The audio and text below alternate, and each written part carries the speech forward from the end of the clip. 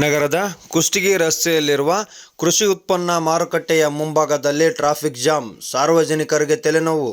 ರಾಯಚೂರು ಜಿಲ್ಲೆಯ ಸಿಂಧನೂರು ನಗರದ ಕುಷ್ಟಗಿ ರಸ್ತೆಯಲ್ಲಿರುವ ಕೃಷಿ ಉತ್ಪನ್ನ ಮಾರುಕಟ್ಟೆಯ ಮುಂಭಾಗದಲ್ಲಿ ಟ್ರಾಫಿಕ್ ಜಾಮ್ ಆಗಿದ್ದು, ಸಾರ್ವಜನಿಕರು ಪರದಾಡುವ ಪರಿಸ್ಥಿತಿ ಬಂದೊದಗಿದೆ.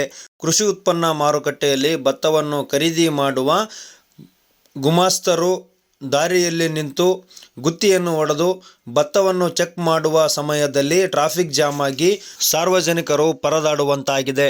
ಪೊಲೀಸ್ ಇಲಾಖೆಯ ಸಿಬ್ಬಂದಿಗಳು ಕೂಡ ಒಬ್ಬರೂ ಇಲ್ಲ ಎಂದು ಸಾರ್ವಜನಿಕರು ಮಾಹಿತಿಯನ್ನು ತಿಳಿಸಿದ್ದಾರೆ. ಈ ಮಾಹಿತಿಯನ್ನು ಏಪ್ರಿಲ್ 29ರಂದು ಬೆಳಗ್ಗೆ 7 ಗಂಟೆಗೆ ಜರುಗಿದೆ.